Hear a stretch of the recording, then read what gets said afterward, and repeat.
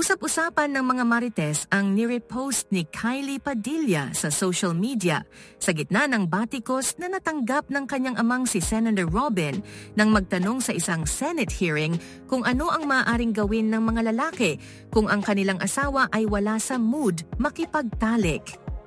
Halimbawa, hindi mo naman pinipili kung kailan ka yung in heat. Paano yon kapag ayaw ng asawa mo? Walang ibang paraan talaga para maano yung lalaki. Paano yon, mambababae ka na lang ba?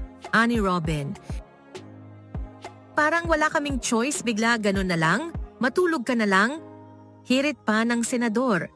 Idiniin naman ng kausap niyang si Attorney Lorna Kapunan ang kahalagahan ng mutual respect sa mag-asawa. Ani Kapunan, isa sa mga resource person sa pagdinig na hindi kailangan ang legal advice at dapat mag-usap na lang ang mag-asawa sa marital issue. Huwag daw ipipilit kung ayaw ni Mrs. makipagtalik dahil maaring kasuhan ng marital rape ang mister. Sa ilalim ng batas, may karapatan daw ang misis na umayaw sa sex lalo kung pagod, walang gana o wala sa mood. Samantala, tila sumang-ayon kay Kapunan si Kylie. Sa kanyang IG story, nirepost ng actress ang panayam sa ilang Olsen family member kung saan iginiit ng mga ito sa advice na maaari kang magsabi ng no at ikaw ang may full control sa iyong buhay.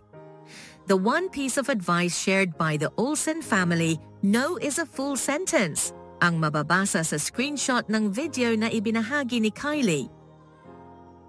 Ilang Marites ang naniniwala na sagot ito ni Kylie para sa kanyang ama. No is a full sentence daw, Binoy. Sabi ng anak mo, ha ha ha ha. Ewan ko lang kung may gets ni Robin yan. Mahina pa naman sa comprehension yun. Ambot sa mga bumoto dyan. Nakalimutan ata ni Robin na meron din siyang mga daughters, ano? Kaya si Kylie ang black sheep para kay Robin kasi she goes against his views. Buti na lang she is her own woman. Hindi siya nagpapadikta sa sariling ama na misogynist.